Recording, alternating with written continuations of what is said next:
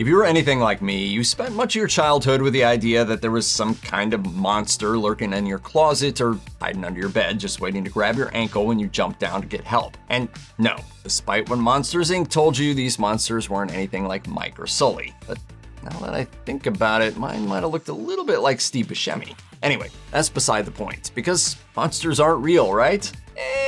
Sorta. You see, it turns out that some of mankind's favorite mythical monsters may have been based on real creatures with frightening capabilities. The Mongolian deathworm might sound like a creature Genghis Khan kept as a pet or the worst drinking game ever, but for folks who live in the Gobi Desert region, this monster, locally called Olge Horhoi, is the horrifying stuff of legend. Described as a spiky, crimson-colored annelid-like animal growing up to 5 feet in length, the Mongolian deathworm is said to possess both acid and electricity-based defense mechanisms. So if that's not in Pokemon yet, definitely should be. According to Richard Freeman, a cryptozoologist from the Center for Fortean Zoology, the Mongolian deathworm may have actually been a limbless, burrowing reptile called a worm lizard, as an actual worm couldn't survive, much less grow to enormous size in such an arid environment. But with all due respect to Dr. Freeman, his worm lizard didn't deliver electric shocks and spit out acid, so we remain skeptical. Mythology is full of aquatic humanoids, half fish and half human. Take mermaids, lovely fish women who largely avoid humankind but aren't dangerous. But their mer cousins, the Sirens, are another story altogether. Most famously seen in Homer's The Odyssey, Sirens are more bird-like, often depicted with wings or even beaks, in addition to their fish and human features. Sirens are said to sing an irresistibly enchanting song that lures sailors to their deaths. Odysseus' crew resisted by blocking their ears with wax, but Odysseus had his men tied to the mast so he could listen to the deadly little ditty. Don't free me and allow me to be with my love! Free me, please! But what inspired the idea? Modern researchers think ancient sailors probably saw manatees or dugongs, both of which have large arm-like flippers and can turn their heads side to side like humans. Comparison sort of ends there. From a distance, these creatures might look more human than they do close up. Combined with poor nutrition and the stress of life aboard a ship, you can't rule out that those who saw sirens or mermaids might have hallucinated a few more seductive details. You've probably never seen a gigantic bird drag a hapless pachyderm into the clouds never to be seen again, but Marco Polo swears he did, at least according to his account of his late 1200s Asian expeditions. And so Western mythology gained the legend of the mighty roc. The roc had long been mentioned in Arabian, Persian, and Indian stories, all the way back to the first half of the 1st century. The roc has been described as an avian behemoth with sharp talons, quills measuring 12 paces or over 9 meters in length. That's almost 30 feet in American. It was said to have enough power to airlift an elephant, then drop it to the ground from way up high in the name of avian behemoth meal prep. Think rodent, only elephants instead of planes. There are many possible sources of inspiration for the roc legend throughout history. One contender is the Haast eagle, an extinct bird said to be the biggest eagle to ever live. Other possibilities are accounts of lambs being whisked away by massive birds of prey or even ostriches, which may have looked like monsters to European and Indian explorers. But the roc's likeliest real-world counterpart is the now extinct elephant bird, a huge grounded bird from Madagascar, which may have been the largest bird ever. The elephant bird was an herbivore, but early traders can be forgiven for not sticking around long enough to find that out. Most people are familiar with the cryptid affectionately known as Nessie, some sort of aquatic animal or maybe a leftover plesiosaur often sighted from afar in Loch Ness, a freshwater lake in the Scottish Highlands. What could explain nearly 3,000 sightings here? There are countless stories and even some blurry photographs, always blurry photographs, of the Loch Ness monster dating back almost 1,500 years. Well, not the photograph part, obviously, but you know what I mean. The point is that it still fascinates the world today. Recent research, however, may have a plausible non-plesiosaur explanation for the long-necked legend: eels. In 2019, New Zealand researchers studied samples from Loch Ness in search of genetic material from all the animals that inhabit the lake. And while they found zero evidence of plesiosaurs or large fish, they did find DNA from European eels. Whether Nessie is an eel or a figment of multiple imaginations, she's not a plesiosaur. Loch Ness is too small to sustain such a big creature. Besides, plesiosaurs were wiped out with the dinosaurs about 66 million years ago. The Banshee! Maybe it's just the wind. It's the wail of the Banshee. Okay, so it's night and you're alone in your room when you hear a blood-curdling scream. You wheel around, and right outside your window, you glimpse an ethereal figure, a female dressed in white. Crap. You or somebody you love are about to die. And the Banshee, a staple of Scottish and Irish mythology for about 1,000 years, has stopped by to make sure you know it. If you hear the Banshee crying, it's an omen of death. Yes, in certain families. It's said that the Banshee legend may have spread through the wealthiest members of society, passing the story on from one generation to the next in order to add some dramatic flair to the deaths in their families. They're very special families. It's not any old family she cries for sort of thing, you know? The key to the Banshee's origin may lie in an animal that the Irish called the Scrauthug Rilaga, or graveyard screecher, otherwise known as the barn owl. Due to the nocturnal animal's habit of building nests in dilapidated structures and its distinctive shriek, it likely helped give birth to the idea of the banshee. It also doesn't help that when it takes flight at night, it generally appears as a flash of ghostly white. During his travels in the 14th century, Moroccan explorer Ibn Battuta wrote, 15 days after leaving Sanakawan, we reached the country of the Baranakar. Their men are shaped like ourselves, except that their mouths are shaped like those of dogs. This is just one of numerous historical accounts of run-ins with dog-headed men. The Cynocephali were a human tribe that came from either India or Africa and eventually became part of Greek mythology. Their existence is mentioned in various Byzantine, Greek, and Roman texts, with varying degrees of description of their appearance and way of life. But, and go with us here, there's a strong possibility that those ancient scholars were operating on the mistaken assumption that they were looking at humans in the first place. Native to eastern Africa, the yellow baboon may have been the origin of the Cynocephali myth. This particular primate species has a long muzzle and quadrupedal stance, which contribute to its dog-like appearance. They even sound like dogs if separated from their troop.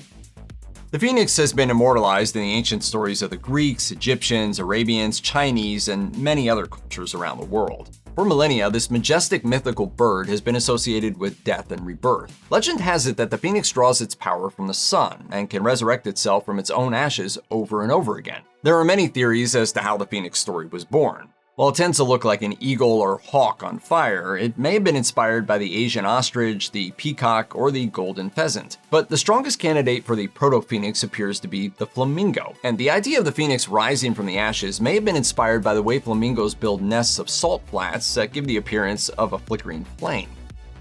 On an unremarkable night in November 1966 in Point Pleasant, West Virginia, several drivers saw a 7-foot-tall humanoid figure with enormous wings and eyes that exhibited a red glow when their lights shined on it. It was actually some sort of a warning, a dark angel of some sort. Thus began the legend of the Mothman, which became associated with various mishaps and accidents in subsequent years and quickly elevated the town's profile. Before long, the place was attracting the attention of enthusiasts and researchers alike. Everyone wanted to solve the Mothman mystery, and the candidates were eventually narrowed down to a couple of unique birds. The sandhill crane is regarded as the real Mothman due to its height, wingspan, and the fact that its eyes are surrounded by bare reddish flesh. But the fact that it's not native to West Virginia puts a dent in that theory. Others think the Mothman is a snowy owl, barn owl, or barred owl, and there was a healthy population of owls in the area at the time. And other people think aliens, which, sure, why not? Sigmund, you are a rotten sea monster. Sigmund, you're through. Scram! Get out of here. Sea monsters. They're freaky, and the Ziphius is one of the freakiest. This cryptid is depicted as an owl-faced, shark-like sea beast with a knack for damaging sailor ships with its sword-like dorsal fin. 16th century authors like naturalist Conrad Gessner and cartographer Olaus Magnus depicted it as a ferocious four-legged marine predator, sometimes with spikes around its body like a hedgehog or porcupine, hunting seals and other defenseless creatures. Scholars have pointed to the killer whale as the likeliest inspiration for the Ziphius, as its back fin is similarly shaped and also has a voracious appetite. Other researchers have noted the similarities between the Ziphius and the great white shark. Yet another theory is that the Ziphius myth was actually inspired by an early sighting of Cuvier's beaked whale, although its facial characteristics aren't quite the same. If locals living near Lake Simcoe in Ontario, Canada are to be believed, a creepy cryptid hides in the lake's depths. It also goes by many names. Whether it's referred to as Igopogo, Beaverton Bessie, Kempenfeld Kelly, or simply the Loch Simcoe monster, its general description is an enormous serpentine animal with a gray body much like a seal's. It's said to have a fish's fins and tail and facial characteristics that are either canine or equine in nature. Based on a centuries-old myth, Igopogo emerges from the lake during quiet evenings when the moon shines brightly. Oddly enough, it's said to breathe air and to enjoy sunbathing. Someone sees something and they tell a story, and pretty soon it's almost a badge of honor if you've seen it. There were documented sightings of a large seal-like animal within the last century, which has led researchers and cryptozoology enthusiasts to speculate that Igopogo may actually just be a large fish. A more reasonable explanation may be a mammal or group of mammals, perhaps beavers or otters on a leisurely swim, diving and resurfacing for air in synchronous motion, which, from a distance at least, could look like an aquatic oddity. From Hercules to Harry Potter, there are enough pop culture references to centaurs that pretty much everyone knows what they look like. These mythological creatures, which are essentially human beings from head to waist and all horse the rest of the way, are staples of Greek mythology. As the story goes, all centaurs were descended from Centaurus, the child of a tribal king named Ixion and a cloud that looked like Queen Hera, which was created by a jealous Zeus. What that courtship looked like is anyone's guess, but it was probably pretty weird to walk in on. Typically depicted as worldly, barbaric agents of chaos, though not necessarily troublesome or evil unless they're inebriated, centaurs are said to possess the traits of both men and horses. You have a real horse's ass. The real-world inspiration for centaurs may simply have been the horseback riders of Thessaly who hunted bulls. It's not so far-fetched to think that someone who'd never seen a soldier on horseback before would think that a man and his horse were actually a single deadly entity. Today, vampires have great PR and are depicted as slick, smart creatures drinking blood from the living and flying under humanity's radar. Have you said your goodbyes to the light? But classical vampire stories typically involved lots of people dying all at once and someone blaming the deaths on a recently deceased person. That person is then exhumed to reveal that the deceased's hair and nails have grown, they have blood on their mouth or chin, and there are scratches inside of the coffin lid. Super creepy, and there's a super creepy explanation to go along with it. Disease and death were poorly understood back in the day. An illness like cholera could quickly wipe out an entire town and leave survivors scrambling to figure out why. Add to that the fact that premature burial wasn't terribly uncommon, and natural decay was a complete mystery. It's likely many supposed vampires were either people mistakenly buried alive or dead bodies undergoing ordinary decay, which could include the body purging fluids, not blood, through its mouth, or hair growth, which is actually due to the skin shrinking and exposing more of the root. Across the Amazon region, different indigenous tribes tell versions of the myth of the Mapinguari, a bipedal creature much larger than a man covered with matted fur with an unbearably foul stench. Depending on the source, its horrific odor or supernatural abilities disorient would-be hunters. The description of the so-called fetid beast or roaring animal varies depending on the tribe. Some say it only has one eye, while others insist that it eats its human victims using a massive mouth in its midsection. They all seem to concur, though, that projectile weapons do nothing against its hide, and that it's violent toward anyone who dares to intrude on its tree-covered territory. David Oren, an American biologist who devoted a significant amount of time toward finding the Mapinguari, believed that the mythical monster is based on human contact with the last of the ground sloths. What's up, my mammals? The ground sloth went extinct over 8,000 years ago, so it's been a while.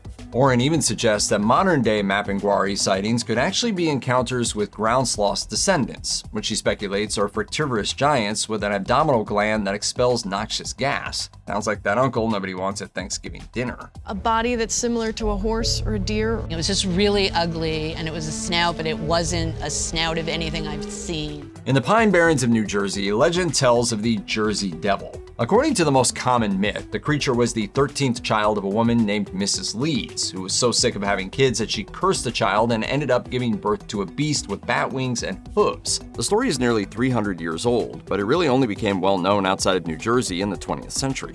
While sightings of the Jersey Devil vary, a few features are common. Long, slender legs, bat wings, and a long head. While it's not all that devilish, there is a pretty common animal in the area that resembles the creature, the sandhill crane. It's not exactly terrifying, but it is a pretty decent fit. Some rumors point to a much more interesting source, though, the hammerhead bat. Not only does it have the same features, but it also has bat wings, and its head shape is almost identical to the most common depictions of the Jersey Devil. There's just one problem. The hammerhead bat is native to Africa, not North America. It's not impossible that hammerhead bats took up residence in the isolated Pine Barrens at some point, but it has yet to be proven.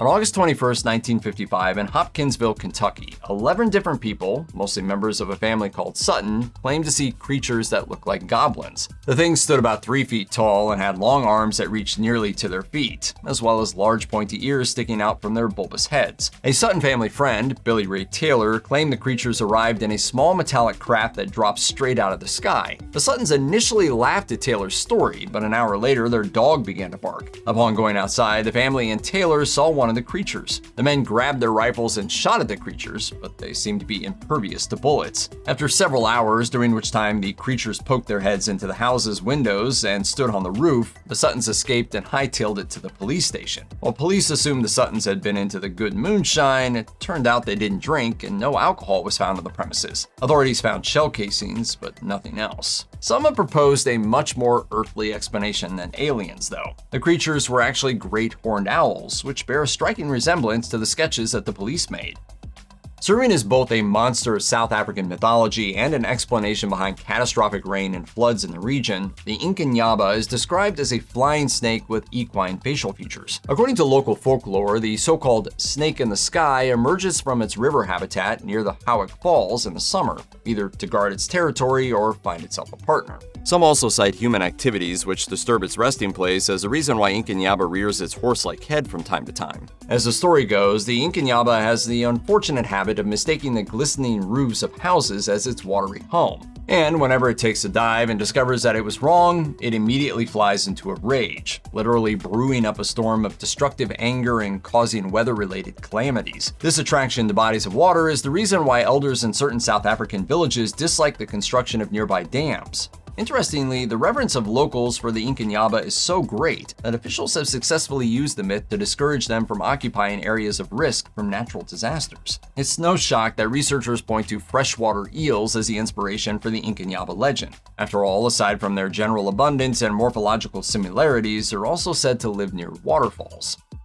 It's hard to talk about Philippine mythological monsters without mentioning the towering tree-dwelling Kapre, a humongous, dark-skinned, arboreal, cigar-smoking monster. Kapre is generally characterized as a passive observer in traditional Filipino myths. However, the monster is also said to possess a mean temper and a thirst for vengeance, especially if someone harms the monster's tree. It's challenging to trace exactly how and why the myth of the Kapre evolved over the centuries, but the origin of its name holds some important clues, including that it may have been born from a mix of superstition and racism.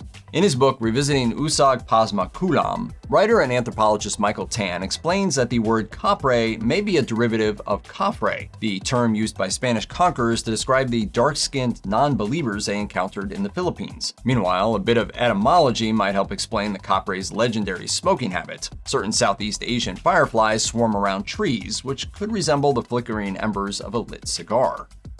Brazilian legend tells of a gigantic earthworm-like creature called the Minhocão, capable of ripping giant trees from the ground, diverting watercourses, and turning dry land into bogs. The Minhocão is said to be about 50 yards long, with a protective covering of bone wrapped around its snake-like body. Interestingly, the timing of this mythical monster's surge in popularity nearly 2 centuries ago is a clue to the true identity of the real-world animal that inspired it. According to the 19th century French explorer Auguste de Saint-Hilaire, locals from central Brazil shared stories about a lake monster with fins that was black, short, and of enormous size, that was powerful enough to grab cattle or horses from land and drag them into the depths. After connecting the dots between these stories and the then recent publication of Austrian naturalist Johann Nader's discovery of the South American lungfish, Saint-Hilaire theorized that the legendary Minhocão may have actually been nothing more than an extra-large specimen of the newly discovered freshwater vertebrate. In Greek mythology, the Lernaean Hydra was a multi-headed snake beast confronted by Heracles, known to the Romans as Hercules. Heracles found that its heads quickly grew back each time he cut one off. It wasn't until Aeolus, Heracles' nephew, got the idea to burn the stumps that Heracles was finally able to slay the monster. The concept of a Hydra might have been based on something much less fantastical, but still quite remarkable. Ordinary snakes can occasionally suffer from a condition known as polycephaly, in which it can have 2 or even 3 heads, but otherwise be completely healthy. Snakes with that condition are very rare, but it would only take 1 or 2 sightings of one for it to turn into a telephone game of legends and myths. Regeneration among reptiles is also not unheard of, which might have inspired the detail that their heads grew back. Will you forget the head slicing thing? Greek myths feature several appearances of a kind of creature known as a Cyclops, such as the one Odysseus encounters in the Odyssey. Odysseus is able to trick the giant one-eyed monster by getting him drunk, telling him his name is Nobody, and saying nobody attacked him. Many legends of the Cyclops are set on or around the island of Crete, which was once home to a species of dwarf mammoths, according to nature. Historians suspect the myths originated from Greek explorers finding the skulls of these creatures. A mammoth skull has a large central socket for their trunks, not their eyes. To someone who had never seen one before, it might have looked like an oversized humanoid head with a central eye socket, thus creating the Cyclops myth. From King Kong to Donkey Kong, giant apes are a big part of our culture. Giant ape myths were actually fairly common in the past, too, though the beasts were smaller in scale. I wish we were going to Candy Apple Island. Candy Apple Island? What do they got there? Apes, but they're not so big. These myths were especially common in the places that actually have apes, such as the jungles of Africa. Throughout centuries of exploration, stories emerged of travelers encountering remarkably strong apes the size of a human or larger. African tribes have stories spanning back centuries. It wasn't until 1847 that the stories were actually verified. Giant apes were actually real, and they were soon given the official name of gorillas. Before that, science had no idea gorillas existed. Some of the legends about them were exaggerated, but there really was a species of large apes science just didn't know about. Every seafaring culture has stories of massive sea serpents. Norse mythology had one so large that it encircled the whole world. In Judaism and Christianity, a massive beast named Leviathan stalks the seas. Plenty of pirate tales also tell of massive sea serpents. One might think sailors have just embellished stories about eels, but there's a more reasonable explanation. One of the oldest living shark species, the frilled shark, calls the deep sea its home, and it looks super weird. The rarely seen frilled shark wriggles through the sea and has multiple sets of barbed teeth, perfect for tearing things to shreds. The frilled shark is so old, National Geographic refers to it as a living fossil because the species has barely changed over the last 80 million years. Another possible culprit is the terrifying goblin shark, which is like something out of the Aliens universe. Either way, you should probably stay out of the water. In Japanese folklore, there are humanoid, amphibious, often turtle-like creatures about the size of a child known as the kappa. Basically, they're mischievous gremlins that live in rivers and streams. They love cucumbers and, oddly, sumo wrestling. Hey, Kappa! Kappa? Cappuccino? That makes me hyper. They usually pull mean-spirited but harmless pranks, but they can also sometimes attack or even drown unsuspecting humans. They're also usually shown to have a flat or bowl-shaped head which collects water, and really, it's a great look. Many of these legends were based on sightings of a real animal, the Japanese giant salamander. It's an amphibious creature quite large, and it does have a flat head. The salamanders are incredibly rare nowadays, and they're protected by the Japanese government. The Algonquian people, native to the United States and Canada, have a legend of a beast called the wendigo. The legends vary. Sometimes the wendigo is a monster that eats human flesh. In other stories, the wendigo isn't a physical being, but an evil spirit which possesses humans, causing them to become cannibals and perform other monstrous deeds. In a case of the story actually creating the monster, some psychiatrists have identified wendigo psychosis, a cultural disorder specific to First Nations people according to American myths, legends, and tall tales. It manifests as a belief one has been inhabited by the wendigo and causes the afflicted to suddenly crave human flesh. While the myth of the wendigo started out as just a story, these stories were so effective that wendigos seemingly became a self-fulfilling prophecy. The ancient Mayans have a creation myth where Cipactli, a giant sea monster often depicted with a single huge tooth, was killed, and then the earth was made from the monster's body. Many other cultures have created myths and legends about enormous, oversized sharks, far bigger than any seen today. What may have inspired these stories was encountering the fossils of the megalodon, an ancient ancestor of modern sharks. It was around 50 feet long, according to the Natural History Museum. Their fossils aren't exceptionally rare, and it seems that ancient Mayans found some, as they've been found in their caches. So while megalodons went extinct 2.5 million years ago, well before humans came to be, these giant fossilized teeth still freaked out people from numerous cultures.